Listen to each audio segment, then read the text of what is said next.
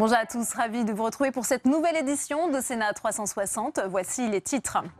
Le plan logement retardé d'une semaine, le gouvernement peaufine sa stratégie, notamment sur la baisse des APL. La mesure passe mal, mais l'enjeu est de taille pour l'exécutif qui veut créer un choc de l'offre. Analyse et débat à suivre.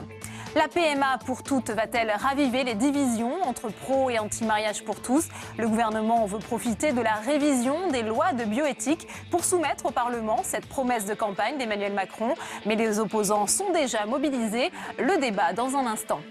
Le non-cumul des mandats aura-t-il un impact sur la composition du Sénat? De nombreux élus ont dû choisir entre leurs mandats locaux et parlementaires, alors que plusieurs battus aux législatives se lancent à leur tour dans la campagne des sénatoriales. On fera le point dans cette édition. Et je vous rappelle que vous pouvez réagir à cette édition, le hashtag sur Twitter Sénat360.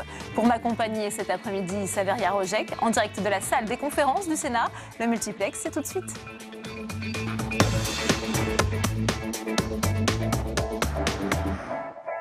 Au lendemain des manifestations contre la loi travail qui ont rassemblé 500 000 personnes à travers toute la France, selon les organisateurs, l'exécutif affiche une certaine sérénité.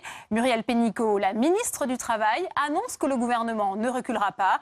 De leur côté, la CGT et Force Ouvriers Transport appellent les routiers à une grève reconductible à partir du 25 septembre. Alicia Arpaia. Après les manifestations contre les ordonnances, le gouvernement n'a pas tardé à réagir et reste sur ses positions. Malgré la mobilisation, il n'envisage pas de reculer sur la loi. Les ordonnances, c'est le fruit d'une annonce de campagne d'Emmanuel Macron, qui est devenu président de la République, avec ce mandat, l'Assemblée nationale aussi. Et donc le gouvernement, nous mettons en œuvre ce que les Français nous ont demandé de faire. Donc on ne va pas reculer. C'est pas du tout un bras de fer. Il y a encore un certain nombre d'éléments à discuter. La mise en œuvre de ces ordonnances, les moyens qui seront accordés à l'ensemble des institutions qui font vivre le dialogue social. Mais le texte des ordonnances tel qu'il a été présenté, il correspond à la loi d'habilitation qui a été votée par le Parlement. Donc nous allons les présenter au Conseil des ministres le 22 septembre, le président les signera et à la fin du mois de septembre, le texte sera entré en vigueur. Pour les syndicats, ce premier grand rassemblement n'est que le début du mouvement. Ils sont déterminés à continuer le combat jusqu'à l'application de la loi. Ils espèrent une convergence des mobilisations dans les jours qui viennent. Les ordonnances ont besoin d'un vote du Parlement qui interviendra seulement courant octobre. Donc c'est le bon moment de se mobiliser. Il y a d'ores et déjà une date de mobilisation qui est prévue le 21 septembre, signe que nous sommes déterminés à faire reculer le gouvernement parce que le contenu de ces ordonnances est vraiment très dangereux et remet en cause l'ensemble des droits des salariés. Un appel entendu par les fédérations CGT et FO des transports qui ont appelé à une grève reconductible à partir du 25 septembre. Une action qui vise d'abord les dépôts de carburant, une pression de plus sur le gouvernement. Les ordonnances seront présentées en Conseil des ministres le 22 septembre prochain, au lendemain d'une nouvelle journée de mobilisation. Et premier invité de notre multiplex politique et parlementaire, le sénateur Les Républicains, Éric Doligé. Il est à vos côtés, Saveria Rojek. Bonjour. Éric Doligé. Entre 223 000 et 400 000 personnes hier dans la rue en France. Un succès, dit la CGT. Vous le prenez comment, cette mobilisation d'hier? C'est un avertissement contre le gouvernement? C'est un petit avertissement. On ne peut pas dire que ce soit un grand succès. Mais d'après ce que l'on dit, c'était les mêmes chiffres à peu près que la première manifestation contre la loi El Khomri. Donc le problème, ça n'est pas cette première manifestation, ce n'est pas un vrai succès.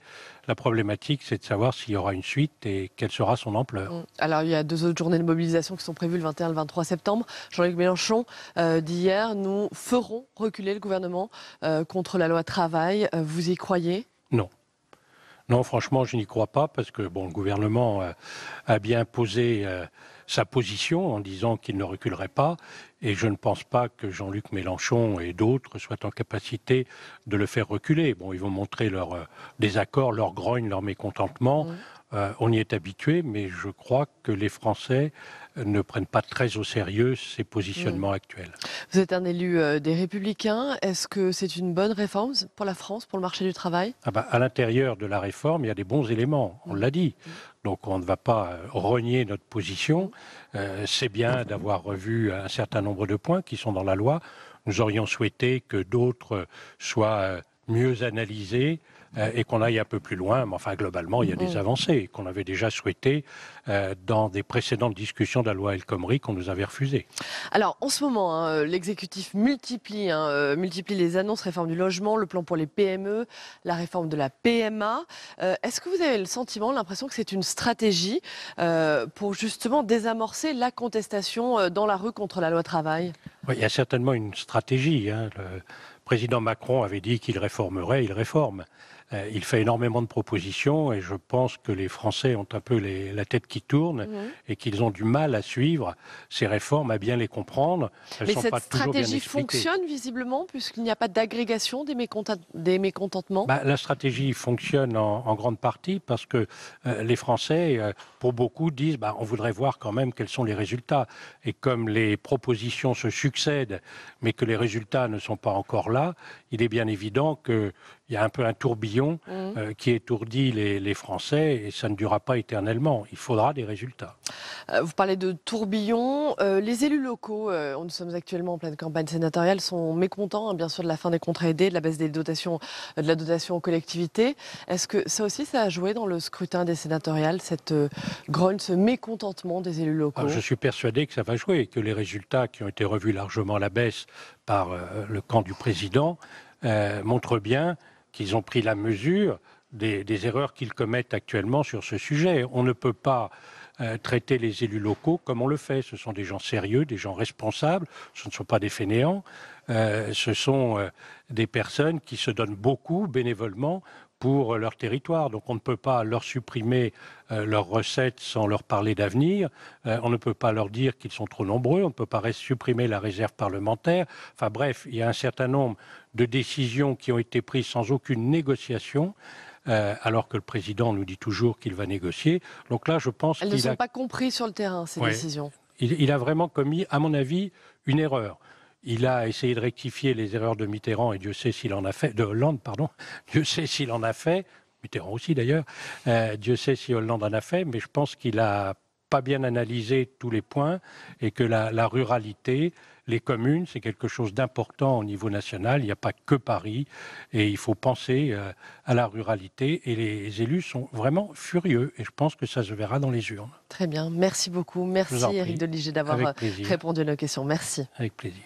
Merci à vous, Saveria, pour cette réaction. Et en plein débat sur la nouvelle loi antiterroriste et l'état d'urgence, le gouvernement veut renforcer les contrôles d'identité. Une disposition du texte doit permettre à la police de vérifier les papiers sur l'ensemble du territoire. Clément Perrault. Gérard Collomb sous le feu des questions. Le ministre de l'Intérieur prépare-t-il une généralisation des contrôles d'identité? C'est en tout cas ce que préfigure son projet de loi antiterroriste. Le principe, étendre les zones dites frontalières où la police peut contrôler sans aval judiciaire. Cela englobe notamment un rayon de 20 km autour des gares, ports et aéroports. Résultat, 28,6% du territoire métropolitain concerné, notamment des zones urbaines qui concentrent 67% de sa population. Toutes les villes de plus de 100 000 habitants, à 3 exceptions près, sont concernées, tout comme 68 villes de 50 000 à 100 000 habitants et 12 715 plus petites communes. Cette situation irrite notamment le syndicat de la magistrature pour qui la lutte antiterrorisme n'est ici qu'un prétexte. On sait que ces contrôles ils seront détournés de leur finalité, que ce qu'ils produiront, ça n'est pas de la lutte contre le terrorisme, mais c'est un outil massif au service d'une politique gouvernementale en matière de lutte contre l'immigration irrégulière. Pour les policiers, au contraire, le contrôle d'identité doit être facilité pour l'ensemble du territoire et de la population. Le contrôle d'identité, il faut l'étendre, il faut l'assouplir, il faut qu'il y ait la possibilité aux policiers de procéder à des contrôles d'identité en tout temps, en tout lieu. Pourquoi? Je m'explique. Le contrôle d'identité est un outil de travail. Il permet de recueillir énormément d'informations et des détails qui parfois peuvent être exploités, notamment par les services de renseignement. Devant la commission, Gérard Collomb a réclamé une unité de vue nationale sur ce sujet au nom de la lutte contre le terrorisme. Et on prend de nouveau la direction de la salle des conférences du Sénat pour une nouvelle réaction à ces contrôles d'identité souhaités par le gouvernement. Saveria Rojek, vous êtes avec la sénatrice socialiste de Paris, Marie-Noëlle Lienemann. Bonjour Marie-Noëlle Lienemann. Bonjour. Entre 223 000 et 400 000 personnes hier manifestant en France, un succès, dit la CGT. Comment vous le prenez? Est-ce que c'est un avertissement pour le gouvernement? Oui, parce que on voit bien que finalement tous les syndicats sont soit opposés, clairement opposés, soit extrêmement inquiets devant ces ordonnances. Il n'y a pas de syndicat satisfait, de syndicat de salariés. Donc le monde du travail, comme d'ailleurs les Français, quand on voit les enquêtes d'opinion, sont très inquiets sur cette loi, ces ordonnances Pénicaud-Macron, qui vont par ailleurs rien régler du tout des problèmes de chômage, d'emploi, de croissance économique, etc. Donc je crois que les Français sont inquiets parce qu'ils tiennent à leur modèle social. Alors maintenant, les syndicats sont tous contre, simplement l'action est dispersée. Donc évidemment, c'est difficile. La mobilisation est dispersée, donc c'est difficile d'évaluer. On sait aussi que ça monte en puissance. On est en début de cette rentrée. Vous pensez que ça peut monter justement en puissance? Moi, je pense que ça peut monter en puissance. On n'a pas l'impression que ça arrive trop tard quand même, cette mobilisation. Tout a été fait par le gouvernement pour nous avoir à l'usure, en disant pendant l'été c'est voté, les ordonnances c'est fait, etc. Je crois qu'il y a une colère sourde dans le pays qui va s'exprimer d'une manière ou d'une autre. Et je crois que ça cumule au-delà de la loi travail d'autres signes qui vont dans le même sens d'un libéralisme qui met en cause notre modèle social. La suppression des contrats aidés sans la moindre alternative, la remise en cause des APL et des ponctions sur le logement social, le gel de l'indice des fonctionnaires, des privatisations dans certains secteurs, des délocalisations dans d'autres, comme Engie, comme une entreprise où il y a du capital public. Tout cela accumule un profond mécontentement social et l'absence de perspective de redressement économique du pays qui fasse manifester d'une manière ou d'une autre. Mais j'en reviens à la loi travail, à la mobilisation contre la loi travail. Marie-Noëlle Lienemann, vous pensez vraiment que le gouvernement à ce stade peut rouvrir les négociations ou même, j'allais dire, abandonner le projet? C'est ce que Jean-Luc Mélenchon dit, on fera reculer le gouvernement sur la loi travail. Vous savez, des gouvernements... Vous pensez réellement?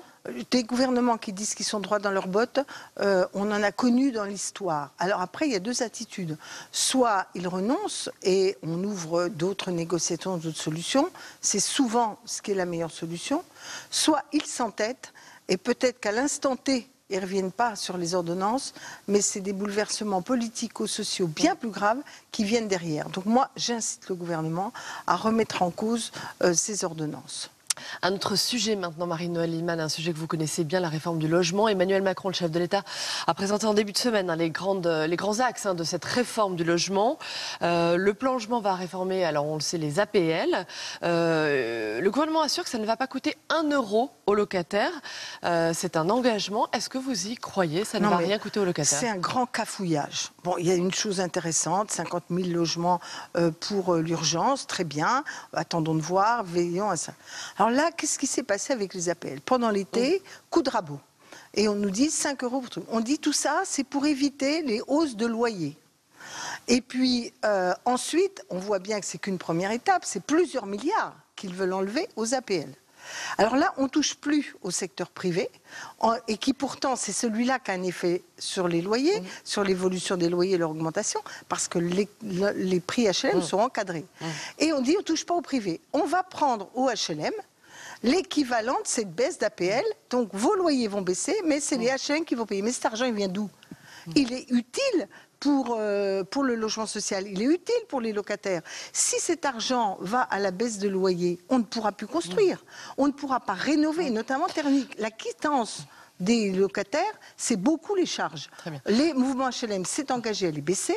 Faut-il encore qu'ils puissent faire les travaux d'économie? On comprend bien votre point de vue, confusion sur cette réforme du logement. Vous demandez des explications. Moi, je dis 2 milliards de prix pour les APL pour financer l'allègement de l'ISF. Cherchez l'erreur. Très bien. Merci beaucoup. Merci Marie-Noëlle Lienemann d'avoir répondu aux questions. Merci.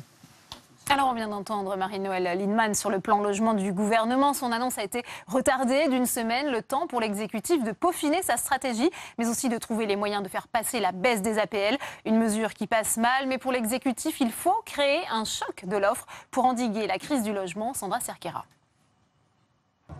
Le plan logement repoussé d'une semaine, car quelques mesures vont certainement faire grincer des dents, comme la remise à plat des APL. L'objectif du gouvernement est clair, diminuer le coût de ce dispositif, accusé de faire grimper les prix. Nous avons des millions de nos concitoyens qui sont en situation de précarité. Donc lorsque nous disons notre objectif, c'est de faire baisser les loyers, et il faut que nous y arrivions, et je le souhaite de la manière la plus consensuelle possible, et on reprendra les discussions, mais c'est une volonté politique. Eh bien, je crois que c'est un bon objectif, et il ne s'agit pas de précariser davantage ceux qui sont dans la difficulté. Et pour faire baisser les loyers et réduire les coûts de construction pour les logements neufs, l'État prévoit de réduire les normes. Des normes qui se sont accumulées et finiraient par coûter de plus en plus cher. Aujourd'hui, les promoteurs doivent respecter jusqu'à 700 règles pour construire. Sont visées en particulier les normes sociales, environnementales, comme celles liées au type de matériaux ou à l'étanchéité des bâtiments. Autre cible du gouvernement, le dispositif Pinel, qui permet de payer moins d'impôts quand on achète un logement pour le louer. Il serait maintenu, mais recentré sur les grandes métropoles. Le gouvernement souhaite également accélérer les délais de traitement de recours en justice. Et ce plan en logement vient s'additionner à une succession de plans aux résultats parfois décevants. L'État dépense 40 milliards d'euros par an pour le logement. Trop, juge Emmanuel Macron, qui veut changer la donne. Jordan Klein. C'était en 1994. Jacques Chirac, encore maire de Paris, lance une proposition pour le logement. Ce qu'on va faire, c'est utiliser l'ordonnance de 1945, une ordonnance du général de Gaulle, qui permet de réquisitionner les logements vacants pour y mettre les gens qui en ont besoin. Après 2 années de procédure, seuls 1000 logements sont réquisitionnés. En 2012, le processus est enclenché une nouvelle fois. 7500 logements vides sont répertoriés sur tout le territoire. Seuls 400 sont réquisitionnés. Un échec. Atteindre 70% de propriétaires en France, l'un des thèmes de campagne du candidat Sarkozy en 2007. En 2007, 57% des Français étaient propriétaires. Pour que nos concitoyens puissent plus facilement acquérir leur premier logement, le gouvernement a décidé en 2010 de réformer les aides existantes pour l'accession à la propriété. Pour ce faire, le gouvernement remet en place le prêt à taux zéro. En 2011, un an avant la fin de son quinquennat, le pourcentage de propriétaires n'augmente que d'1 point pour atteindre 58%. A l'inverse, une réussite, celle de François Hollande et la loi Pinel. Le principe, valoriser l'investissement locatif en offrant une baisse d'impôt sur le revenu. Puisque ça marche, il n'y a pas de raison de changer. Je veux souligner que ce dispositif a enregistré une augmentation de presque 45% des ventes pour les investisseurs en 2015. Mais le bilan logement de François Hollande reste toutefois en demi-teinte. Le dispositif d'encadrement des loyers en est l'exemple parfait. Le projet, prévu dans 28 agglomérations, déclenche la grogne des propriétaires et est finalement abandonné. Une seule ville l'applique, Paris, avec très peu de résultats.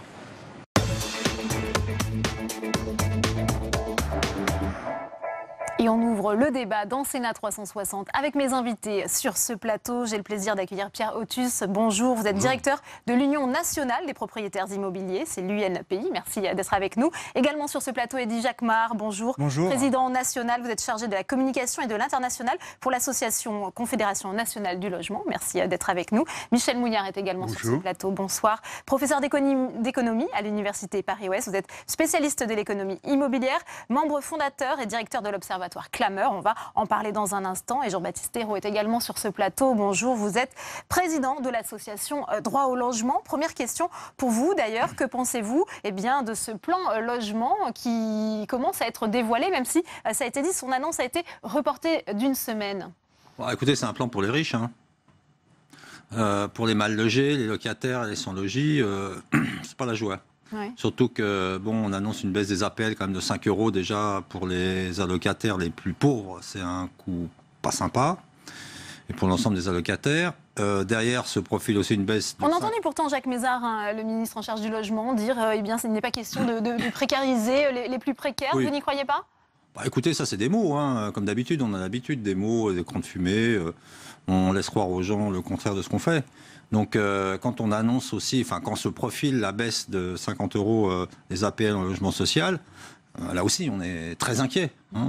D'une part pour les locataires, mais aussi pour les bailleurs sociaux, parce que pour nous, le logement social, c'est la manière de loger les classes populaires. Et puis enfin, notamment, la mise en place aussi d'un bail super précaire, c'est-à-dire le fameux bail mobilité, qui va, aux dernières nouvelles, se créer des baux de 1 mois à 9 ans. Et nous, évidemment, ce qu'on sent arriver, malgré les garde-fous, ils ont des garde-fous, mais ce qu'on sent arriver, c'est une précarisation très importante des locataires. La différence aujourd'hui, c'est qu'un locataire, il signe un bail, il ne sait pas quand il va sortir de son logement, ni son bailleur, il peut envisager d'y construire sa vie, en quelque sorte, enfin, ou une partie de sa vie.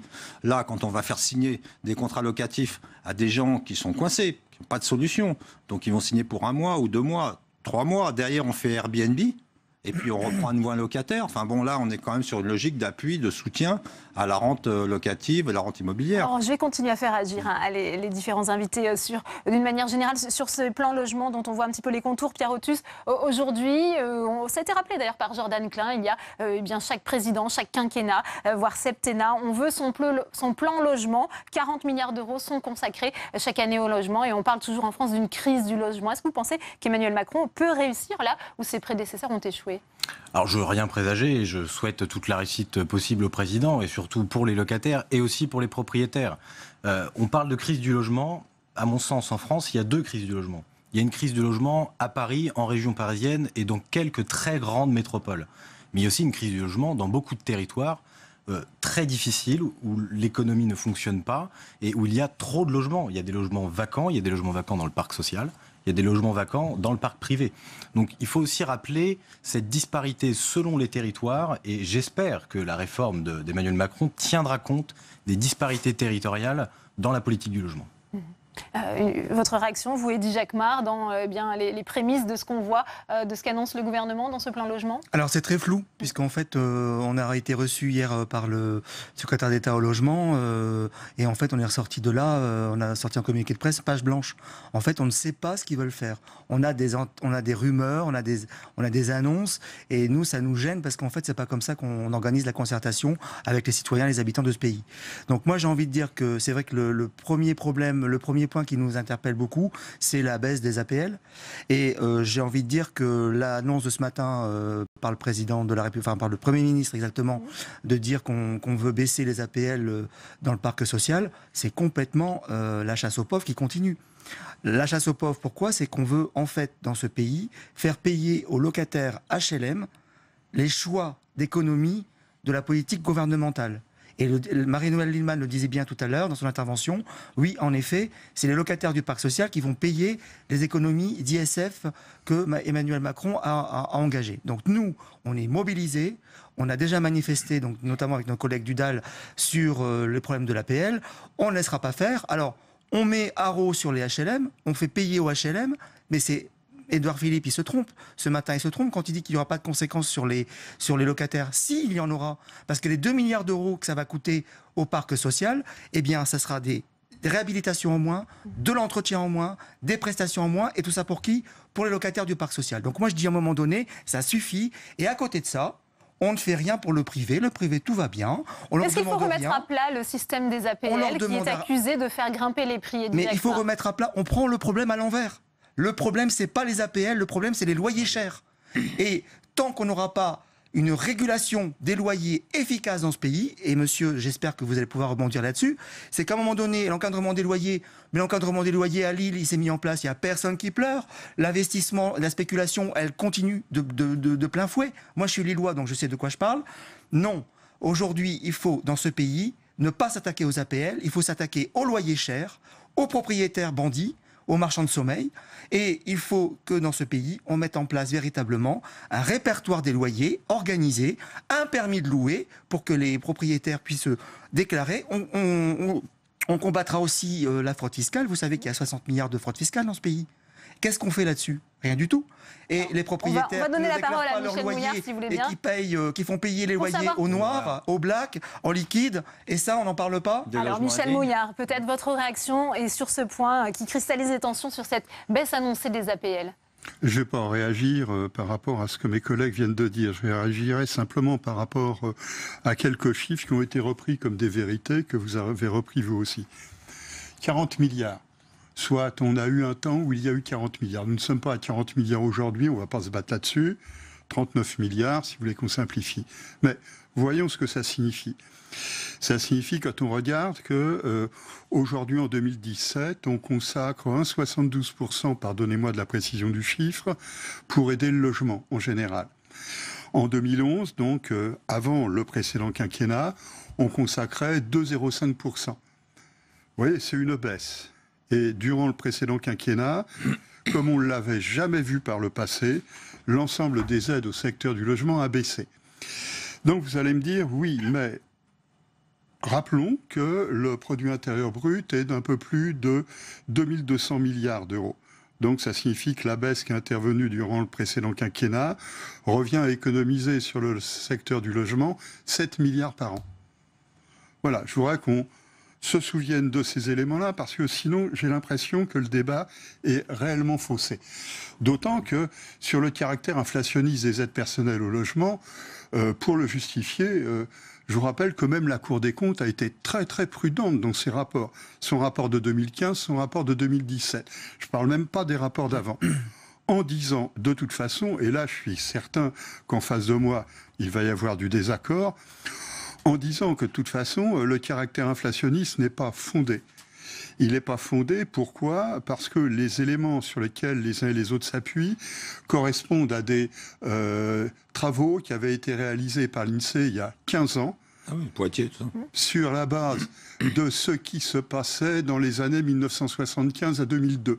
Donc moi, je veux bien qu'on me parle aujourd'hui d'un monde que les jeunes de 20 ans ne peuvent pas connaître, mais parlons de ce qui se passe aujourd'hui, et on n'a aucun élément. Je dirais simplement qu'une étude qui est semi-confidentielle, etc., rappelle ce que tout le monde sait. Si on reprend les enquêtes logement, la dernière enquête logement, celle de 2007, l'avant-dernière 2007, la dernière 2013, aucun effet inflationniste des aides personnelles ne peut être établi dans le secteur privé. Donc là-dessus, il faut être clair. Je veux bien qu'on utilise ces éléments parce que c'est facile, mais cela fausse le débat. Maintenant, vous posez une question, et je m'excuse pour y avoir répondu au tout début. Qu'est-ce qu'on peut penser des annonces qui ont été faites ? Moi, je suis à peu près d'accord. On ne sait rien de clair et de précis là-dessus. Je ne m'aventurerai pas. Je dirais simplement que si on veut un choc d'offres, je le partage. On a besoin d'un choc d'offres. On a besoin de construire beaucoup, partout sur le territoire. Je rappelle que, puisque cela est généralement un élément... Même s'il y a des logements vacants, je vois Pierre Otus faire nom de la tête peut-être sur ce point. Construire partout, je ne suis pas certain. Il y a certains territoires où il ne faut plus construire, il faut arrêter de construire. Il y a des logements vacants dans le parc privé comme dans le parc public. Il n'y a pas de raison de continuer à construire, à moins de redonner une attractivité phénoménale à Nevers, au Creusot, mais je ne vois pas l'intérêt de construire et de continuer à construire.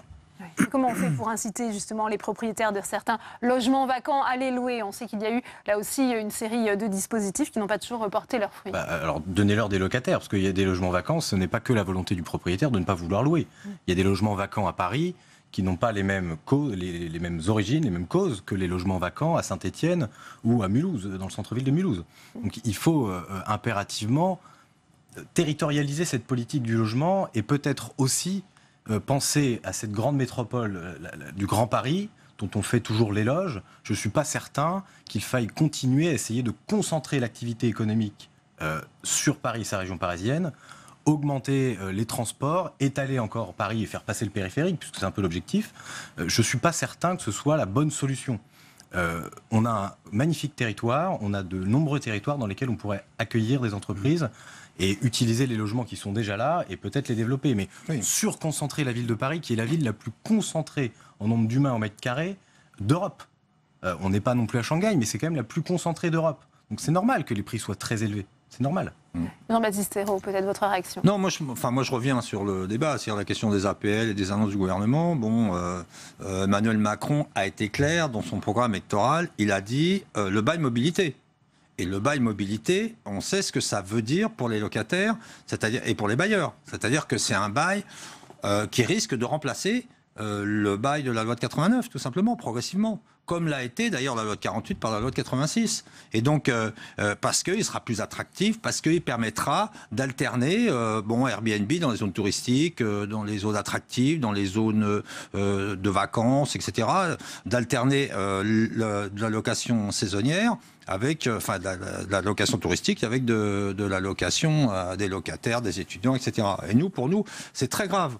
Parce que là, on change vraiment de paradigme, on change de société. C'est-à-dire on arrive dans une société où les locataires sont précarisés. Ils savent, comme j'ai dit tout à l'heure, ils savent à quel moment ils vont être expulsés, à quel moment ils vont devoir partir. Et on entend dire aussi la petite musique de « il faut accélérer les expulsions ». Ah oui, évidemment, si on signe un contrat d'1 an, le bailleur, il va dire, oui, en échange de moi, il faut que je vire mon locataire. Donc, si vous voulez, on voit arriver, moi j'entends des bailleurs, j'ai vu des bailleurs dire, oui, alors la question de la trêve hivernale n'est pas réglée, etc. Le gouvernement, bon, il réfléchit. Ça veut dire que on va vers une société dure pour les ménages modestes, pour ceux qui ne sont pas propriétaires de leur logement, qui n'ont pas des revenus suffisants, suffisamment attractifs pour un bailleur privé et qui n'ont pas, qui attendent un logement social. Parce que ce qu'il faut construire dans notre pays, c'est des logements sociaux. C'est ça qu'on a besoin. Nous, d'accord, si vous voulez, l'accession à la propriété, oui, pourquoi pas. Maintenant, le locatif privé, l'investissement locatif qui est là, comment dirais-je, qui est aidé financièrement beaucoup plus en réalité aujourd'hui que pour la production de logements sociaux, eh bien, pour nous, ça suffit. Enfin bon, alors, Michel Mouillard, vous n'êtes pas d'accord. Allez-y. Non, c'est pas moi. En tout cas, pour nous, c'est clair, il faut produire du logement social. C'est le ministère du Logement dans son rapport de septembre 2015. En fait, quand on prend un logement locatif privé, ça c'est l'administration des finances qui nous le dit. Le dernier chiffrage en date, c'est celui du Pinel. Ça coûtait 22 500 € d'aide fiscale par logement. C'est-à-dire, compte tenu du prix du logement, du prix de construction, d'acquisition, blablabla, ça revenait à 17,5%. Enfin, à 12,5% du prix du logement. Donc, une aide qui représentait 12,5%. Si on prend un logement qui est un logement PLAI, l'ensemble des aides, puis l'ensemble des aides, c'est pas simplement les subventions, il y a les TVA réduites, il y a etc., etc. C'est 44% pour un PLAI, c'est 34% pour un PLUS, et c'est de l'ordre de 28-29% pour un PLS. Globalement, pour le ministère du Logement, c'est 30%, 32%, c'est-à-dire 2,5 fois plus que pour un logement locatif privé. Donc là, encore une fois, moi je rappelle simplement les éléments. Je répète simplement ce que je disais tout à l'heure. Souvenons-nous qu'il y a 3 500 000... Donc pardon Michel Mouillard, mais quand le gouvernement dit qu'il va repenser le dispositif Pinel, il serait maintenu mais recentré sur les zones les plus tendues, ça c'est une mesure qui va dans le bon sens? Non, encore une fois, non. Ce que je disais tout à l'heure, d'abord, je ne vais pas rentrer sur un problème technique, mais le zonage qui est utilisé aujourd'hui ne vaut rien. Tout le monde en est d'accord. Il a été bricolé pour servir à recentrer la production de logements. On ne peut pas identifier des zones de tension en termes de logement? On ne sait pas ce qu'est une zone de tension. Si vous me dites qu'une zone de tension, c'est là où les prix sont les plus chers, je vous dirais oui, les prix sont les moins chers dans la vallée de la Vologne en France. Manque de chance dans la vallée de la Vologne, il n'y a pas de logements locatifs sociaux et les travailleurs forestiers ne peuvent pas se loger compte tenu de leur niveau de revenu. Donc on sait très bien que si on veut construire une zone, c'est en comparant le prix ou le loyer au niveau des revenus des ménages qui se présentent sur les territoires. C'est pas comme ça que le zonage a été construit. Il a été construit, c'est à une commande du cabinet, du ministère probablement, et il a été construit en disant tout ce qui est zone C aujourd'hui, ce n'est pas tendu. Tout ce qui est zone B2 éventuellement, c'est un petit peu tendu. En gros, ce qui est tendu, c'est zone A et zone B1. Et c'est là qu'il faut concentrer les agréments de logements locatifs sociaux. C'est pas une réalité, c'est pas un constat, c'est une commande. Donc aujourd'hui, je réponds à votre question. On a besoin sur tous les territoires, et j'insiste là-dessus, même sur les territoires ruraux qu'on délaisse et qui sont aujourd'hui une honte pour la République, on a besoin d'élargir l'offre. Je rappelle que c'est sur ces territoires-là qu'on trouve la précarité énergétique, qu'on trouve les passoires thermiques, plus de 3 millions de logements. Et ces logements-là, personne ne pourra les rénover, il faut les détruire et les reconstruire. Et dit Jacques Marc, qu'attendez-vous du gouvernement, puisque vous disiez que vous avez été reçu hier, qu'on est encore dans le flou? Est-ce que vous espérez, d'ici la présentation la semaine prochaine en Conseil des ministres, des ajustements peut-être? En tout cas, on a plein de propositions qu'on a passées donc, au ministre hier et déjà qu'on avait déjà envoyées précédemment. On a plein de propositions. Il y a une crise de logement dans ce pays sans précédent. Je rappelle que cette thématique du logement n'a absolument pas été abordée dans la campagne des présidentielles. Ça a été fort regrettable. Aujourd'hui, les propositions de la CNL sont claires. Il faut une sécurité sociale du logement, c'est-à-dire une caisse de solidarité nationale dans laquelle on va pouvoir contribuer aussi bien locataires, propriétaires, État, collectivités, banques, je vais très vite, pour que véritablement on arrête dans ce pays les expulsions. Tout le monde y sera gagnant. L'État y sera gagnant, les locataires y seront gagnants, les propriétaires y seront gagnants. On ne mettra plus jamais personne dehors dans ce pays. S'il vous plaît, messieurs les dirigeants de ce pays, regardez les propositions de la CNL, la sécurité sociale du logement. Nous voulons aussi dans ce pays un grand service public du logement. C'est-à-dire que là, on est un petit peu alerté puisqu'on est en train de vouloir casser aujourd'hui le modèle social français, le HLM français, en voulant ponctionner 2 milliards d'euros sur les HLM. Aujourd'hui, on est quand même inquiet. C'est ça dont a besoin la France, un service public du logement, c'est-à-dire un service, un logement HLM fort, à côté d'un parc privé qui soit régulé, avec des loyers raisonnables, et qu'on arrête en fait de donner des cadeaux fiscaux au privé, puisque quand même il faut dire les choses. Les chiffres, moi je les ai aussi. 200 millions d'aide à la pierre. L'aide à la pierre, c'est les subventions qu'on donne au HLM pour la construction en 2017, excusez-moi. Et on a le coût des dispositifs fiscaux, le Pinel et compagnie, j'en passe, les celliers, etc., tous les dispositifs qui courent encore au niveau fiscal, c'est 2 milliards. 200 millions, 2 milliards. Donc aujourd'hui, les contribuables de ce pays, ils payent pour donner des cadeaux fiscaux aux propriétaires privés qui gagnent en moyenne pour le Pinel, c'est 67 000 euros par an. Non mais franchement, et en plus, on se fait du patrimoine. On fait du patrimoine. On entend la colère des bailleurs sociaux. Il y a aussi une colère des propriétaires privés. On sait qu'Emmanuel Macron aussi leur avait demandé de baisser les loyers pour compenser la baisse des APL. Que pensez-vous là? C'est de la provocation de la part de l'État? C'était une sorte d'effet de manche. C'est-à-dire qu'on a expliqué aux propriétaires de manière un peu péremptoire et un peu à la volée, sans aucune base, que ce seraient eux qui allaient payer la baisse des APL qui était prévue par le gouvernement.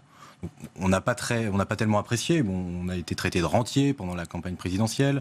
On a recentré l'impôt sur la fortune immobilière, comme si qu'avec les propriétaires immobiliers qui étaient riches dans ce pays. On parle beaucoup de rente immobilière. Je rappelle que les bailleurs institutionnels sont partis du marché faute de rentabilité. Donc il faut aussi être un peu cohérent. Je souhaiterais rebondir sur ce que vous disiez tout à l'heure. Vous parliez de la précarisation des locataires. On est quand même dans un pays où lorsqu'un locataire ne paye plus son loyer, on peut l'expulser environ entre 1 an et demi à 3 ans ou 4 ans plus tard. Donc 4 ans sans payer son loyer, toujours dans le logement, ça ne me paraît pas très précaire comme situation. On est aussi dans un pays où l'équilibre des rapports locatifs entre le locataire et le bailleur sont quand même beaucoup plus favorables aux locataires. Ce qui fait qu'on se retrouve avec des propriétaires... C'est une légende, c'est une légende complète. Qui ont une véritable trouille. Évidemment, on n'est pas du tout d'accord avec vous. Tout à l'heure, ils ont une véritable trouille parfois pour louer, et parfois des propriétaires bailleurs qui sont traumatisés par un locataire qui n'a pas payé, qui a rendu le logement dans un état exécrable. Et vous croyez que les gens qui sont expulsés, ils n'ont pas la trouille? La problématique de l'expulsion des logements en France, ce n'est pas une problématique ni de trêve hivernale, ni de mettre des foyers et des ménages dans la rue.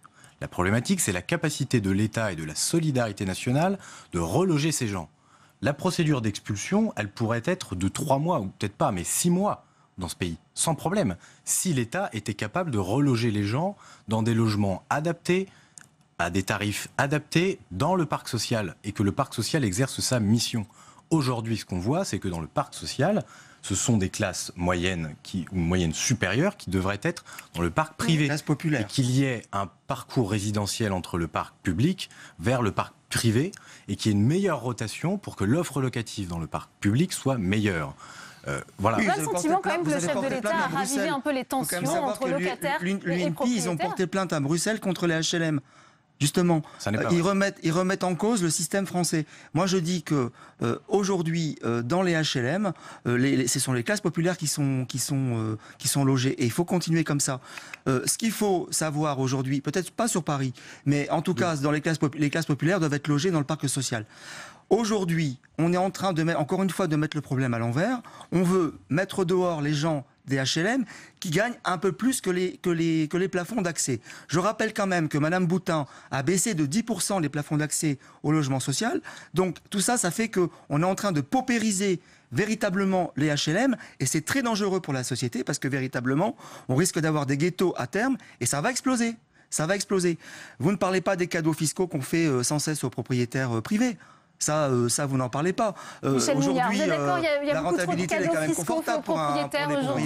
Je vais reprendre le rôle que j'avais commencé à jouer tout à l'heure. Rappelons ce que l'INSEE a précisé ce matin.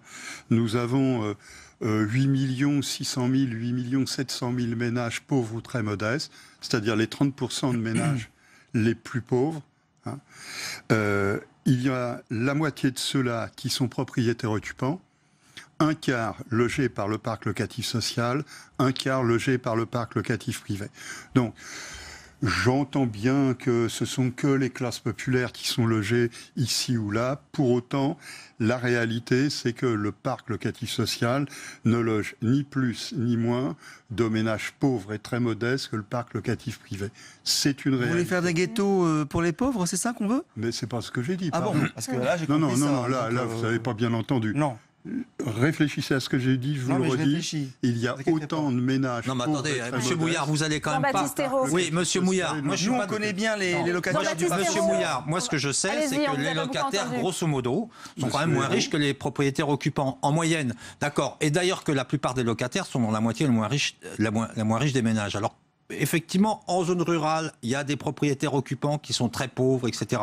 Enfin, allez chercher des propriétaires occupants pauvres à Paris ou dans les centres-villes. On en trouvera de moins en moins, ce qui était vrai il y a 20 ans, les plus aujourd'hui. Et donc ça, c'est un élément. Le deuxième élément, c'est la question des expulsions locatives. Bon, il est clair qu'effectivement, il faudrait que les gens soient relogés beaucoup plus rapidement. Mais je vous rappelle qu'il y a 140 000 jugements d'expulsion chaque année, à peu près, enfin c'est à peu près en 2015. Il y a eu 14 000 expulsions effectives, manu militari. Ça veut dire que les autres sont partis.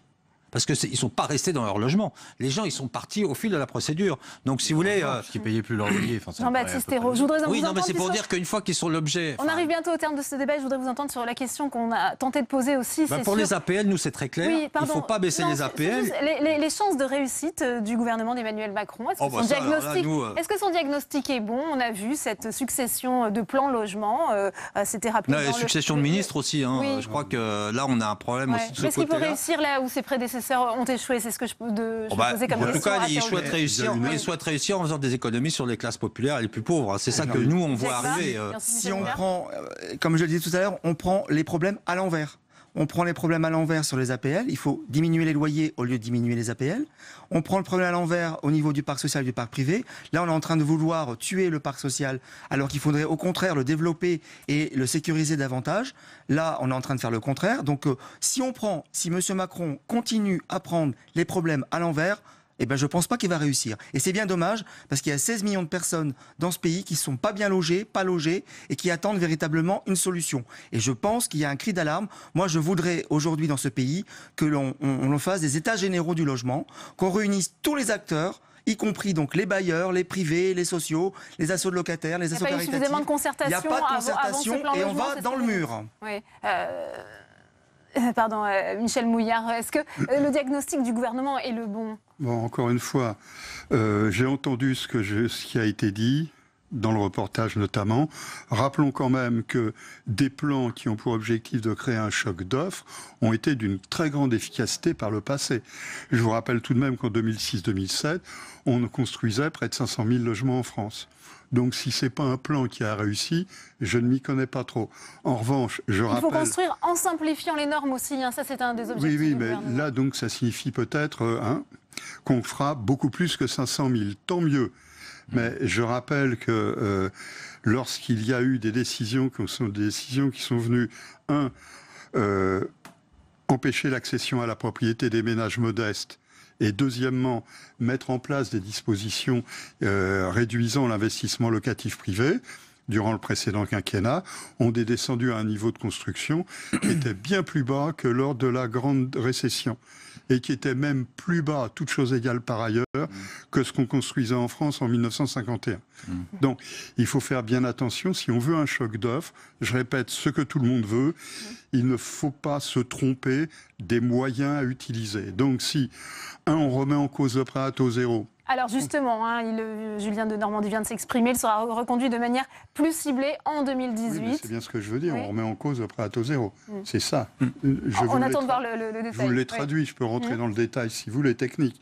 Mais si on remet en cause le prêt à taux zéro, donc sur tous les territoires ruraux et intermédiaires, s'il représente à peu près une chute de 38 000 prêts à taux zéro, voire 40 000 prêts à taux zéro par rapport à ce qu'on a fait cette année, si on remet en cause le dispositif final, compte tenu de ce qui a été dit sur la demande qui est faite aux organismes d'HLM de baisser leur loyer, sans trop me tromper, je peux vous dire, imaginons que ce soit cela le plan d'offre, je peux vous dire que nous avons face à nous une nouvelle récession de la construction qui s'annonce. Pierre Otus. Oui, moi, je voulais simplement préciser quelque chose sur la communication autour de cette annonce, de cette réforme logement. Le projet logement pendant la campagne présidentielle, on n'en a pas parlé. Personne n'en a parlé. Aucun des candidats, quasiment aucun. On est d'accord. Et depuis cet été, les propriétaires ont été un peu stigmatisés, montrés du doigt en disant c'est de leur faute en gros si la problématique du logement ne fonctionne pas en France, ils mettent des loyers très chers que les locataires ne peuvent pas payer. Bon. Par ailleurs, la communication des faits de manche, des pires heures de la communication politique a été utilisée avec ces histoires des APL. On reporte la loi logement, on fait une concertation via Internet où n'importe qui peut répondre, au nom de n'importe qui d'ailleurs, où il y avait 6 items, on pouvait répondre qu'à 5 questions. C'est un calvaire pas possible pour pouvoir répondre à cette consultation qui, à mon sens, va pas trop marcher et de ce que j'ai entendu, ça n'a pas du tout fonctionné. Rideau de fumée. Donc, bon, le temps qu'ils déchiffrent les propositions, on peut se dire ils ont rallongé d'une semaine pour annoncer la loi, peut-être qu'ils vont en tenir compte, mais en tout cas sur la méthode, sur la communication, c'est absolument catastrophique. Eh bien, merci Pierre Otus. Non, parce que pour nous, c'est clair. Du logement. Oui, et puis il faut que les locataires se mobilisent, parce que la perspective de baisse des APL, il faut signer les pétitions. Elle est insoutenable, ainsi que la perspective aussi de baisse de production. Merci à vous, Eddy Jacquemart. Merci Michel Mouillard d'être venu participer à ce débat. On attendra donc une semaine pour connaître l'intégralité de ce plan logement. On en vient maintenant à l'autre temps fort de l'actualité aujourd'hui. Le discours sur l'état de l'Union de Jean-Claude Juncker. Vous avez d'ailleurs pu le suivre ce matin sur l'antenne de Public Sénat. C'est un plan pour une Europe qui protège. C'est ce qu'a rappelé le président de la Commission européenne qui s'est montré à l'offensive face notamment aux investisseurs étrangers. Pauline Even. Mettons les voiles et profitons des vents favorables. Je vous remercie de votre attention. Jean-Claude Juncker veut laisser derrière lui la crise existentielle de l'Union européenne qu'il évoquait un an plus tôt. Ce n'est que dans les dernières minutes de son discours qu'est abordée la question du Brexit. Nous le regretterons toujours et vous le regretterez bientôt. Pendant plus d'une heure, le président de la Commission européenne a présenté sa feuille de route pour les 16 derniers mois de son mandat. Pour Jean-Claude Juncker, la construction d'une Europe plus forte passe d'abord par le renforcement de sa force de frappe commerciale. Le luxembourgeois promet plus de transparence et un meilleur contrôle des investissements étrangers. Une mesure qui répond notamment aux inquiétudes sur les acquisitions chinoises. Si une entreprise publique étrangère veut acquérir un port européen stratégique, une partie de notre infrastructure énergétique ou une de nos sociétés dans le domaine des technologies de défense, cela ne peut se faire que dans la transparence, à travers un examen approfondi et un débat. Jean-Claude Juncker propose la création d'une nouvelle autorité européenne chargée de contrôler les travailleurs détachés. Ceux qui effectuent le même travail au même endroit doivent pouvoir obtenir le même salaire. Le luxembourgeois écarte l'idée d'une Europe à 2 vitesses, défendue par Emmanuel Macron, et qui impliquerait la mise en place d'un budget de la zone euro. Il propose la création d'un poste de super ministre européen des Finances et de l'économie, qui serait à la fois commissaire européen de l'économie et des finances et président de l'Eurogroupe. Alors que plusieurs journalistes européens, comme le français Lou Bureau, sont actuellement détenus en Turquie, Jean-Claude Juncker a appelé les responsables turcs à leur libération. Libérer nos journalistes, et pas que les nôtres. Cessez d'insulter nos États membres, nos chefs d'État et de gouvernement, les traitant de fascistes et de nazis. Le président de la Commission européenne exclut pour le moment toute adhésion de la Turquie à l'Union européenne. Pour décrypter ce discours sur l'état de l'Union, Yves Bertoncini est notre invité, président du mouvement Européen France. Il répond aux questions de Nora Hamadi dans le face-à-face et c'est tout de suite.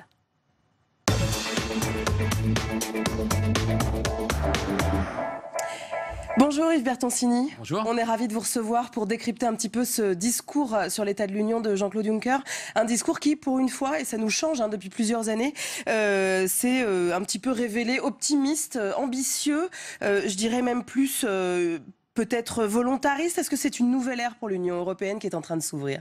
Jean-Claude Juncker a voulu marquer le coup, surtout comparé à son discours de l'an dernier, dans un contexte de Brexit, sinistrose, post-référendum britannique, alors que là, en gros, il a déjà tourné la page, au point qu'il a même dit « projetons-nous », parce que c'est un discours visionnaire à court terme et à moyen terme, « projetons-nous le 30 mars 2019, quand nos amis britanniques auront malheureusement, dit-il, choisi de nous quitter, et puis concentrons-nous là-dessus, notre avenir commun à 27, traçons des perspectives ». Il a pris la métaphore du navigateur en disant qu'il fallait garder le cap et même hisser les voiles. Donc effectivement, un discours optimiste dans un contexte économique et politique bien meilleur qu'il y a un an ou deux. Pourtant, est-ce à dire que l'Europe est sortie de la crise aujourd'hui et que les populistes sont défaits ? Est-ce qu'on est véritablement sorti d'affaire ? Non, moi je ne crois pas. Je crois que les europhobes sont défaits, c'est-à-dire ceux qui veulent partir. Alors, au Royaume-Uni, ils ont gagné. Mais dans tous les autres pays d'Europe, et ça a été dit dès le sommet de Bratislava l'an dernier, et Jean-Claude Juncker insiste là-dessus, il n'y a pas de volonté majoritaire de partir. Donc qu'est-ce qui reste ? Il reste des États membres qui sont quand même un peu divisés, avec des opinions publiques qui peuvent être encore eurosceptiques, non pas majoritairement europhobes, eurosceptiques, et puis une sorte de crise de copropriétaires latente que Jean-Claude Juncker essaie de dénouer, notamment quand il dit qu'il faut insister sur l'unité, y compris de manière est-ouest, et on voit bien qu'il a voulu lancer des messages sur ce sujet dans un contexte qui reste encore tendu avec des pays, par exemple, comme la Pologne. Alors justement, transition toute trouvée, le cœur de l'Europe, le poumon de l'Europe, c'est l'Est et l'Ouest. On a compris derrière que cette idée d'Europe différenciée qui était portée à la fois par François Hollande, mais également par Emmanuel Macron, en fait, eh bien, c'est fermer le banc, on n'en veut pas. Il n'y a pas d'Europe différenciée possible, il n'y a pas de citoyens de seconde zone en Europe. Là, pour le coup, la France est plutôt isolée sur cette thématique. Alors Jean-Claude Juncker a d'abord pris ça sous l'angle citoyen, je dirais, en disant par exemple, qu'il n'y a pas deux Nutella différents. Alors, ils n'avaient pas cité l'exemple, mais on y pensait tous. Selon qu'on soit à l'Est ou à l'Ouest, évidemment, il y a aussi la question des normes salariales. Il faut que tout le monde soit uni autour de normes. Et aussi, a-t-il ajouté, de valeurs et de principes. Ça, c'était un coin dans le jardin polonais et même hongrois, l'état de droit, les valeurs. Mais sur le reste, effectivement, au niveau plus institutionnel, mais c'est un peu son rôle, il a insisté sur le fait que l'Europe devait raisonner à 27 avant tout, y compris d'ailleurs en affirmant que tous les pays avaient vocation à rentrer dans la zone euro et dans l'espace Schengen. Et notamment la Bulgarie et la Roumanie, qui sont depuis longtemps en fait en dehors de ces zones, notamment sur la zone Schengen. Ils sont prêts, techniquement, ces deux pays sont prêts, et les grands pays, tout du moins c'est comme ça qu'on les nomme, continuent en fait de les laisser en dehors de cet espace. Oui, mais alors sur Schengen, je dirais, on n'est pas très loin du but, parce qu'il y a effectivement ces deux pays-là, plus la Croatie quand elle sera prête, nous dit Jean-Claude Juncker.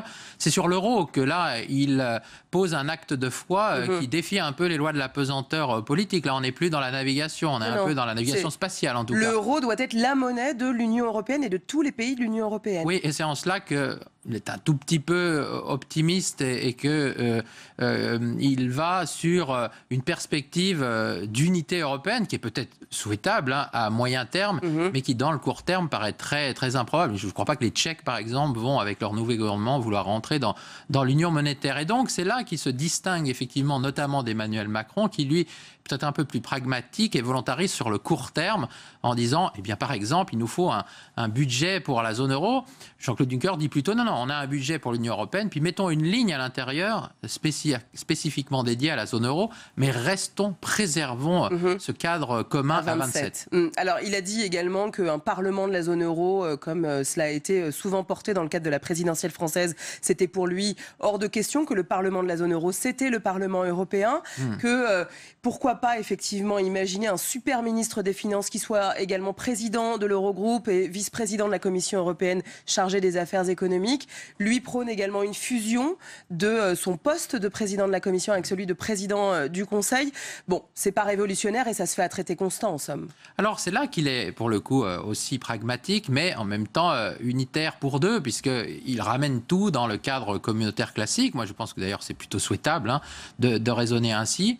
Quand il dit qu'il faut un ministre des Finances de la zone euro qui soit aussi le président de l'Eurogroupe, c'est vrai que c'est assez facile à faire, il n'y a pas besoin de changer de traité. Bon, l'option d'Emmanuel Macron n'exclut pas du tout cela. Bon, le Parlement de la zone euro, on peut tout à fait jouer sur les mots. Emmanuel Macron n'a par exemple jamais proposé de créer un Parlement à côté du Parlement européen composé de parlementaires nationaux. Ça, c'était plutôt l'option porté par Thomas Piketty. Notamment, il suffit, entre guillemets, de créer une sous-commission zone euro à l'intérieur du Parlement européen, et ça c'est tout à fait faisable à traité constant, pour, j'allais dire, faire se rejoindre Jean-Claude Juncker et Emmanuel Macron. On a vu déjà fleurir l'idée que Emmanuel Macron serait isolé sur ces questions de réforme. Est-ce que vous avez la même lecture? Est-ce que Jean-Claude Juncker s'est aligné sur la position allemande? Je crois que Jean-Claude Juncker, c'est son rôle, et je dirais même plus, c'est son tempérament. Essaye de prendre une position d'équilibre entre la position française, qui est relativement affirmée, mais on va voir le détail de ce que propose Emmanuel Macron dans son plan en 10 points, justement au lendemain des élections allemandes. Est-ce que Juncker croit être la position de l'Allemagne? Mais comme je l'ai dit précédemment, il regarde aussi la position d'équilibre Est-Ouest. C'est le rôle du président de la Commission européenne de faire cela. Donc je ne pense pas qu'on puisse parler d'isolement d'Emmanuel Macron. Jean-Claude Juncker lui envoie des signaux aussi sur le détachement des travailleurs, sur la nécessité d'organiser des conventions démocratiques. C'est d'ailleurs l'un des seuls chefs d'État et de gouvernement qu'il cite dans son discours avec le chef de gouvernement italien. Il ne cite pas Angela Merkel. Mais c'est vrai que quand on regarde entre les lignes, on voit bien qu'il tient compte, c'est son rôle encore une fois, de l'état des lieux et de ce qu'il croit être les opinions dominantes en Allemagne. Je prends un autre exemple sur les sujets de budget de la zone euro cette fois-ci. Il est plus sur l'idée de transformer le mécanisme européen de stabilité en fonds monétaire européen plutôt qui est une vieille que antienne, là aussi, de créer. Mais enfin, là encore, il faudra regarder dans le détail, dans la façon dont tout ça peut tout à fait se rejoindre, parce qu'il suffirait de dire que le nouveau fonds monétaire européen peut soutenir l'investissement dans la zone euro pour n'être pas très loin du budget de la zone euro que propose Emmanuel Macron. Alors, il y avait quelque chose qu'on attendait et qui finalement a fini par arriver à la 56e minute de discours, c'est la question du Brexit. On réécoute le président de la Commission. Le 29 mars 2019, le Royaume-Uni quittera l'Union européenne. Ce sera à la fois un moment triste et tragique. Nous le regretterons toujours et vous le regretterez bientôt.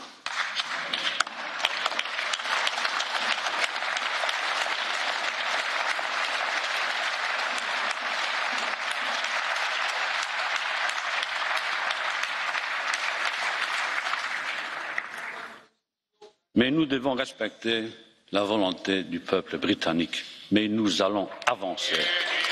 Nous allons avancer parce que le Brexit n'est pas tout, parce que le Brexit, ce n'est pas le futur de l'Europe. Yves Bertoncini, le Brexit n'est pas un sujet pour les Européens? Ce n'est pas une priorité. Ouais. Si, c'est un sujet, c'est un caillou dans la chaussure, c'est un divorce à organiser, puisque les Britanniques le souhaitent. Mais Jean-Claude Juncker a confié cette négociation à Michel Barnier. Négociation difficile d'ailleurs. De manière un peu chaotique, en effet, tout ne va pas très vite.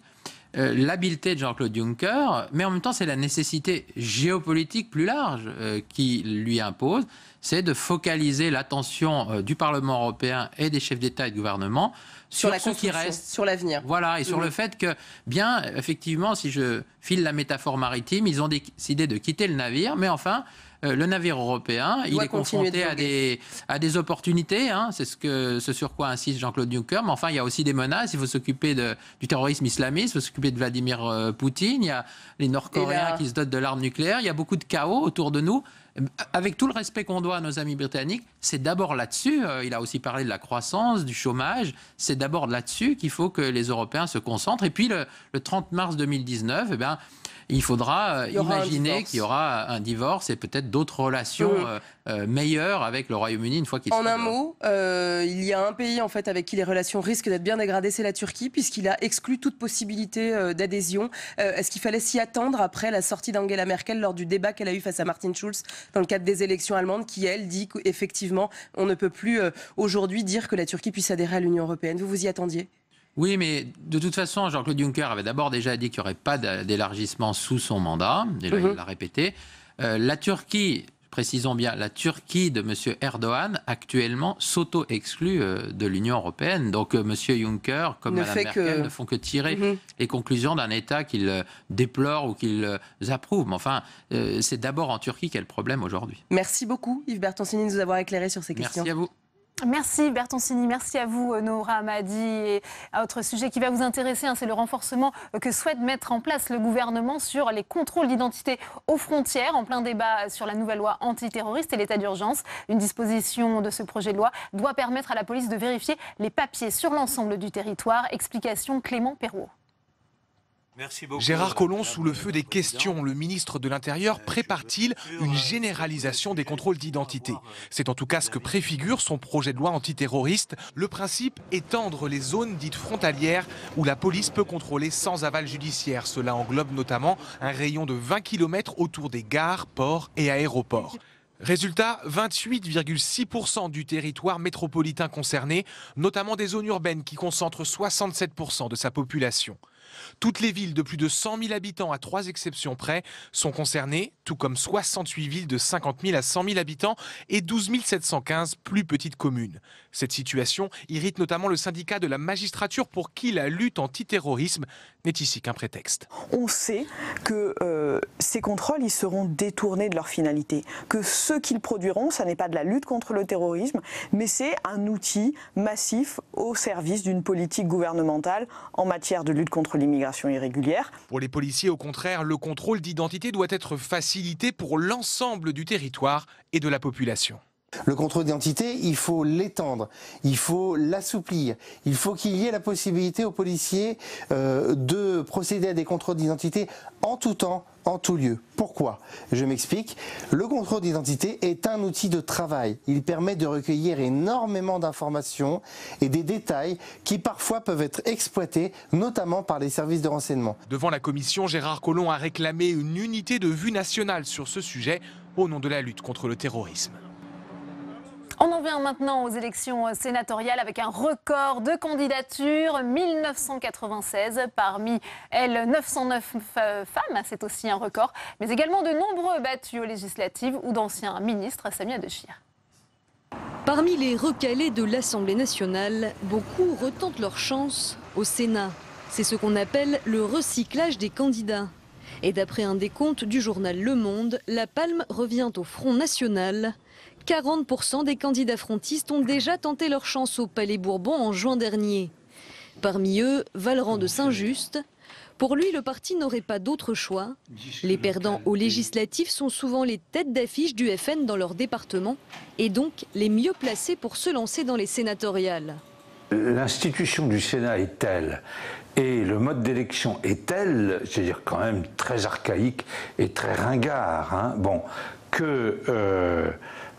on est un peu obligé de mettre sur les listes, soit comme tête de liste, soit dans une autre position, les personnalités du parti politique les plus connues dans le département. Parce qu'il faut que ces grands électeurs, les maires, les conseillers municipaux, les conseillers départementaux, tout ça, ils sont un peu dans le même monde.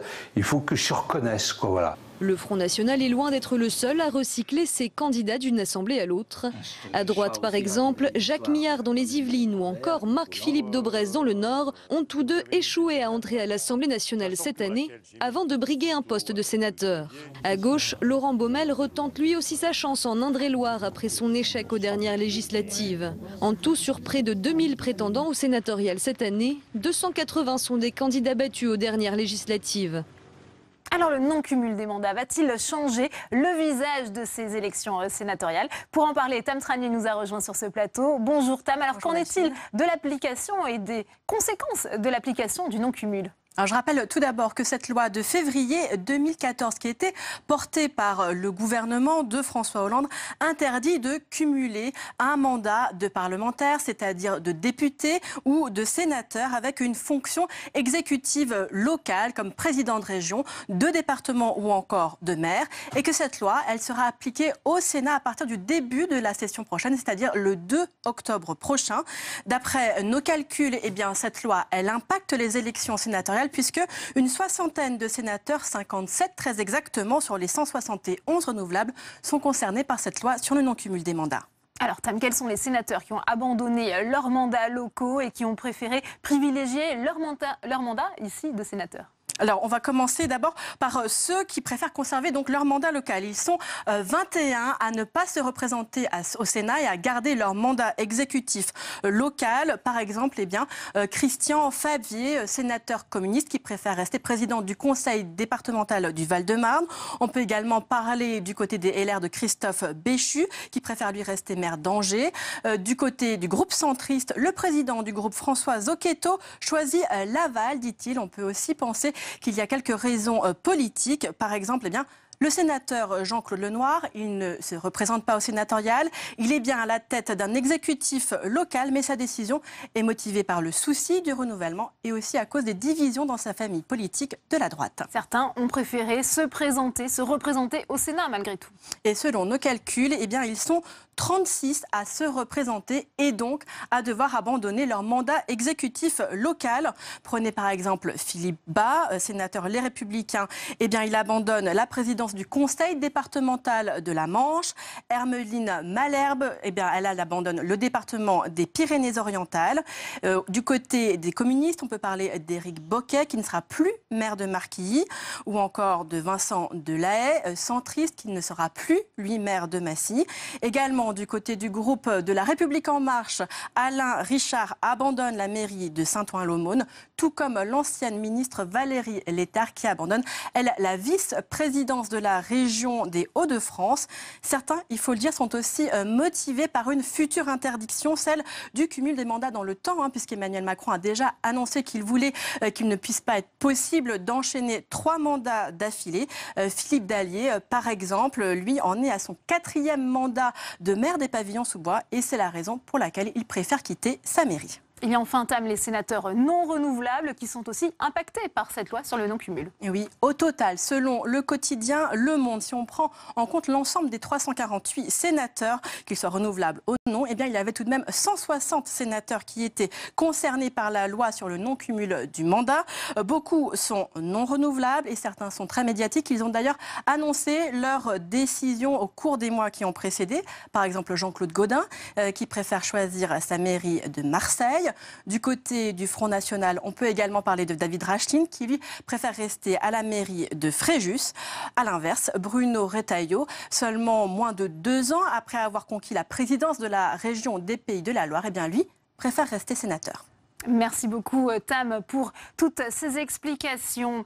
Marlène Schiappa, secrétaire d'État à l'égalité, relance le débat sur la procréation médicalement assistée pour toutes les femmes, qu'elles soient homosexuelles ou célibataires. Le débat est donc relancé. Alors avant d'en parler avec mes invités, on voit tout de suite ce que ça change avec Julie Hulin. La PMA pour toutes, un sujet sensible qui divise. François Hollande en avait fait une promesse de campagne, rester lettre morte. Emmanuel Macron y est également favorable. La procréation médicalement assistée, c'est l'ensemble des techniques médicales qui permettent à un couple de concevoir un enfant, insémination artificielle ou fécondation in vitro. En France, la PMA est pour l'instant réservée aux couples hétérosexuels souffrant d'une infertilité médicalement constatée. L'assurance maladie la prend en charge à condition que la femme n'ait pas dépassé les 43 ans. En Europe, les législations divergent. Comme la France, 13 pays dont l'Allemagne limitent la PMA aux couples hétérosexuels. La France qui pourrait rejoindre les 8 pays européens autorisant les femmes célibataires ou en couple homosexuel à pratiquer la PMA comme l'Espagne et la Belgique. En juin dernier, après une très longue attente, le Comité consultatif national d'éthique rendait, malgré une absence de consensus, un avis favorable pour que toutes les femmes désirant devenir mères soient à égalité. Une question de justice sociale pour le gouvernement, une atteinte au modèle familial selon la Manif pour tous. le débat semble loin d'être clos. Et les réactions politiques sont nombreuses. On écoute quelques-unes de ces réactions sélectionnées par Yann Kersia. En 2013, vous étiez opposé à cette PMA pour toutes les femmes. Aujourd'hui, quelle est votre position? Bien sûr.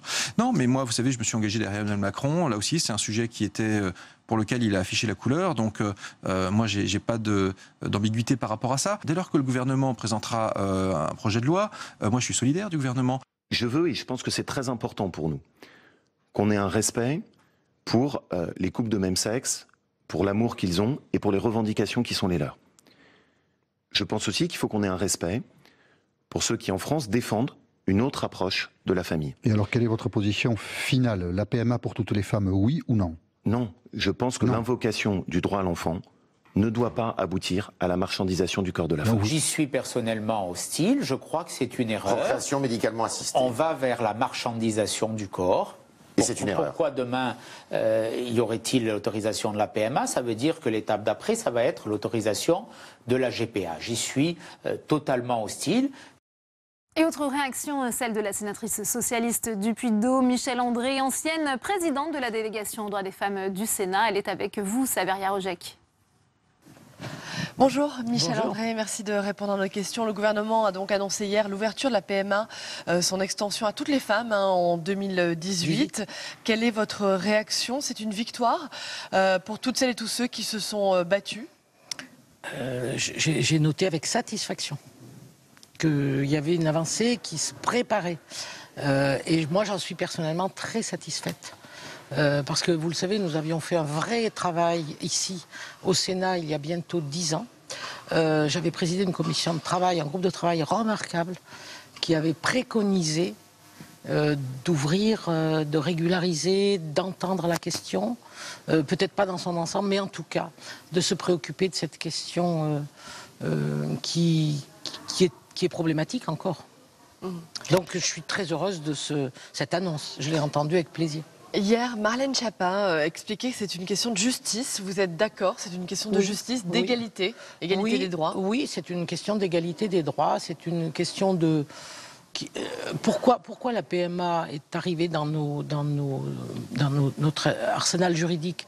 Parce qu'il fallait bien légiférer sur quelque chose qui était la médicalisation d'une possibilité de porter un enfant. Et donc...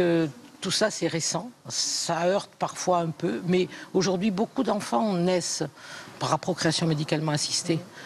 C'est plus le grand événement de la première qui s'appelait Amandine, je me souviens, qui avait créé un choc. Bébé éprouvette. Le premier bébé dit éprouvette, ce qui est affreux comme message. Mais globalement, je pense que notre état d'esprit a progressé. Les progrès de la médecine sont incontestables. Et donc l'année prochaine, en 2018, quand la loi sera révisée, les lois de bioéthique, comment éviter l'écueil d'une nouvelle guerre avec la manif pour tous? Comment trouver un consensus sur ces questions? Mais il y aura débat, il y aura forcément conflit. C'est trop sensible pour être naturel. Et il faudra l'affronter, puis savoir dans quel cas on se pose et pour quelles raisons. L'affronter, c'est-à-dire être ferme? C'est d'être naturel, d'expliquer les raisons, de déminer les peurs. C'est l'évolution normale de la société, c'est ça? Oui, mais comme sur d'autres sujets de société, on a des moments où on ne pouvait pas affronter la contraception, on ne pouvait pas affronter le mariage pour tous. Puis à un moment, la société évolue, elle affronte, elle regarde en face et elle considère qu'il faut être juste avec toutes les femmes. Celles qui ont des moyens peuvent aller à l'étranger dans des conditions légales et les autres ne pourraient pas et elles vont dans des conditions sordides. Dans les pays voisins, c'est trop triste. Dernière question, Michèle André, qu'en est-il de la GPA, la gestation pour autrui? Beaucoup craignent aussi une marchandisation de la fertilité, mais de la maternité. Si vous êtes objectif et si par hasard nos travaux avec Alain Milon intéressaient un jour le grand public, je les déposerai en archive, ils seront là. Et la proposition de loi que nous avions déposée, et lui et moi, lui pour la droite, moi pour la gauche, elle est toujours là, elle est toujours valable. Il faut regarder le problème en face. Il faut arrêter de penser que les couples iront ailleurs, à l'étranger, dans des pays voisins, chercher ce qu'ils pourraient avoir médicalement ici en France, et qu'il faut regarder en face. Ce qu'il faut regarder en face, c'est qu'un enfant n'appartient à personne. Très bien. Merci. Merci beaucoup, Michel André, d'avoir répondu à nos questions. Merci. Merci à vous, Saveria. Et on va prolonger ce débat avec mes invités sur ce plateau. J'ai le plaisir d'accueillir Joël Demier. Bonjour. Vous êtes président de l'association SOS Homophobie. Merci d'être avec nous. Sur ce plateau également, Ludovine de la Rochère. Bonjour. Présidente du collectif d'association La Manif pour tous. Merci d'être avec nous. Et Olivier Véran, vous êtes député La République En Marche de l'Isère. Vous avez conseillé Emmanuel Macron sur les questions de santé pendant la campagne présidentielle. Et je précise que vous êtes le rapporteur général du budget de la sécurité sociale à l'Assemblée nationale. Première question pour vous, Joël Demier. Vous accueillez plutôt favorablement cette annonce de la secrétaire d'État à l'égalité, Marlène Schiappa, qui veut donc étendre la PMA à toutes les femmes. Mais vous dites, n'attendons pas la révision des lois de bioéthique en 2018. Pourquoi ?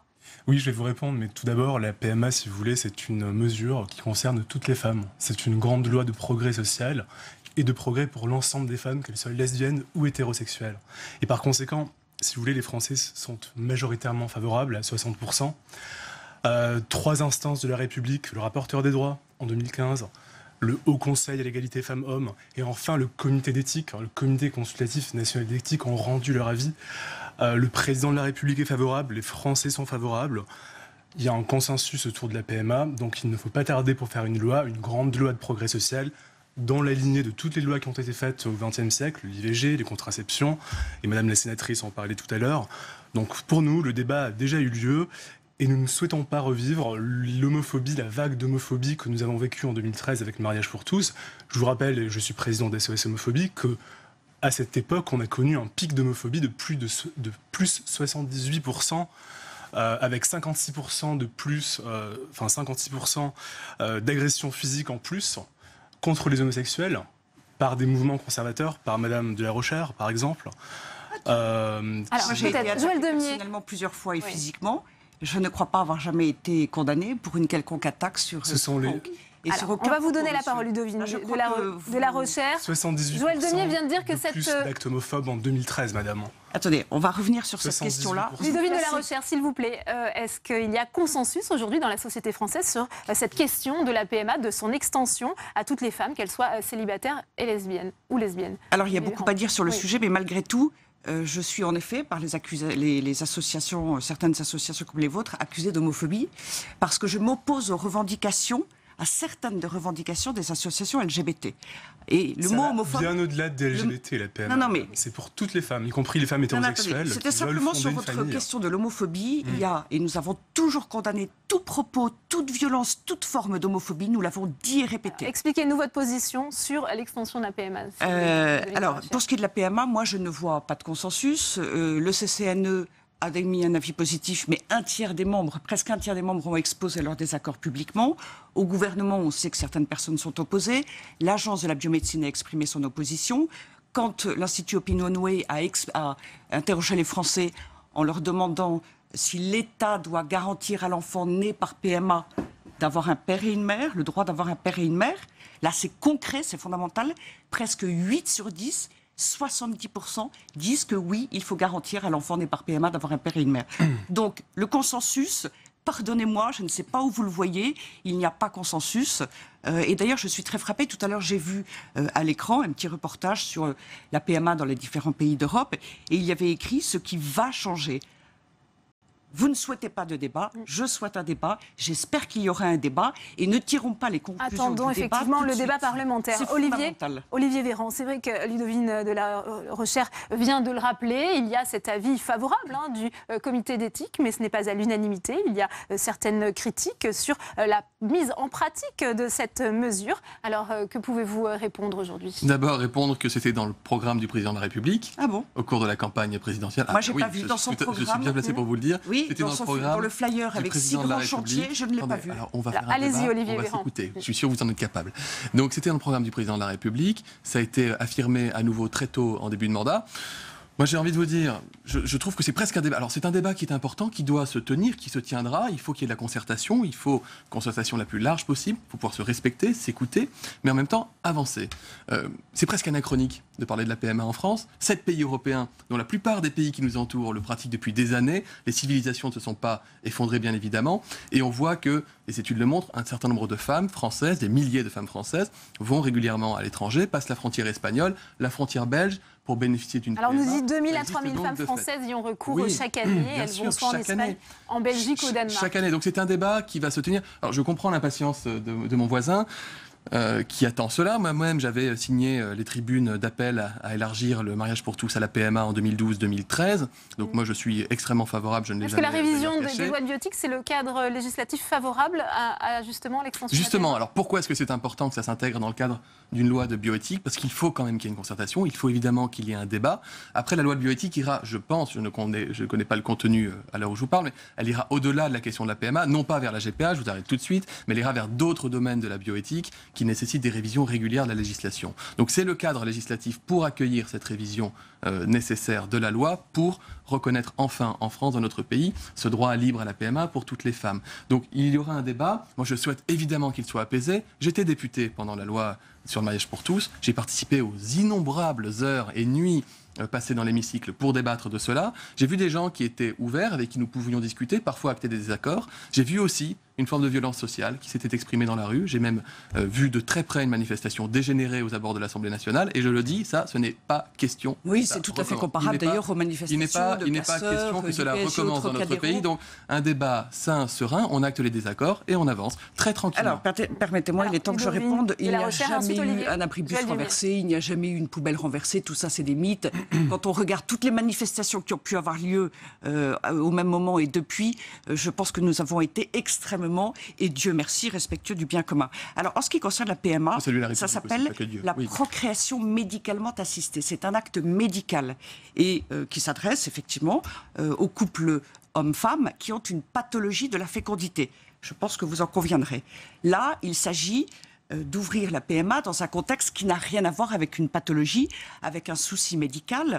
On n'est plus dans la médecine, on est dans l'utilisation de la médecine pour une revendication qui veut dire concevoir un enfant sans père. Est-ce que vous pensez est-ce qu'on ferme les yeux sur toutes ces femmes, sur ce tourisme procréatif qui existe déjà? Est-ce qu'il ne vaut pas mieux justement donner un cadre législatif pour mieux encadrer les choses? On ne peut pas être dans le no limite. En fait, c'est ça la revendication. C'est pas parce que ça se fait à l'étranger qu'il faut le faire en France. Concevoir des enfants ce sont des Françaises qui vont volontairement orphelins de père. Concevoir des enfants volontairement orphelins de père, c'est dire que finalement les enfants n'ont pas besoin de père. C'est ça qu'on pense, c'est ça notre vision de l'avenir.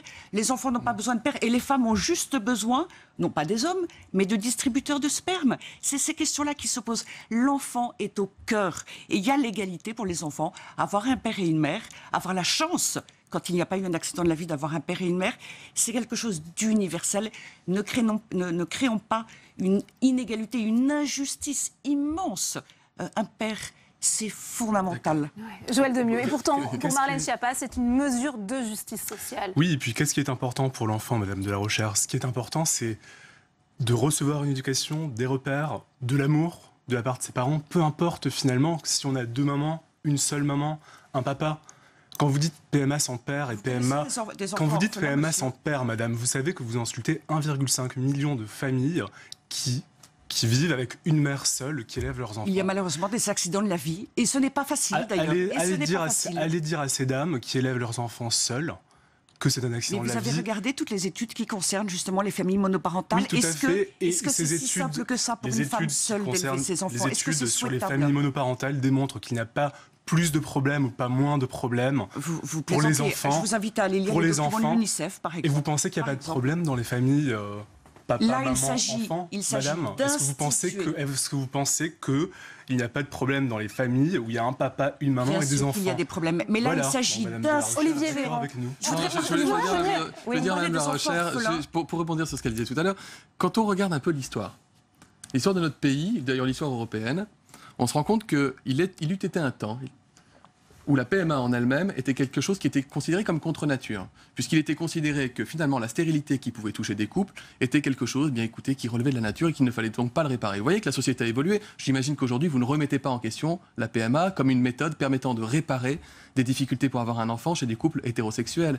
Donc la société a évolué. Je suis certain que vous-même êtes capable d'évoluer. D'ailleurs, je suis sûr que si on discutait un petit peu, peut-être que votre regard et vos craintes exprimées, je pense qu'il y a une partie de vos craintes qui étaient sincères, même si je ne les comprends pas et je ne les partage pas, peut-être que vos craintes ont évolué depuis l'adoption de la loi pour le mariage pour tous, puisqu'on nous promettait l'effondrement de la civilisation et qu'on se rend compte que les gens... On promettait la PMA. Dans la pratique, Olivier Véran, je voudrais quand même vous entendre sur aujourd'hui.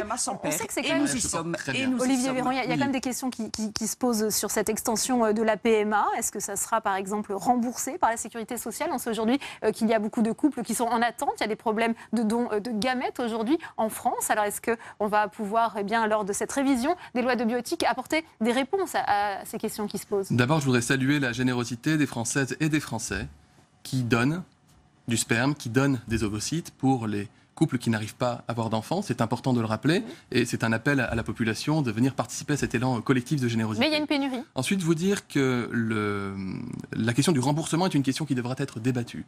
Là, je note l'avis du Conseil d'éthique qui stipule que, étant donné que ce n'est pas la réparation d'une pathologie en tant que telle, peut-être que la question du remboursement doit être suspendue. Emmanuel Macron s'est déclaré favorable. Le président de la République a déclaré qu'il était favorable à ce qu'il y ait une partie de la solidarité nationale qui intervienne dans le dispositif. Ça fera partie du débat. Encore une fois, vous vous plaignez qu'on annonce qu'il n'y aura pas de débat. Il y aura du débat sur un certain nombre de questions. Mon avis personnel est qu'il faut rendre le plus possible la PMA, tout simplement parce que sinon il y a un écart d'accès social. Je voudrais finir, pardonnez-moi, sur la question des enfants orphelins. Vous avez évoqué quelque chose de très important.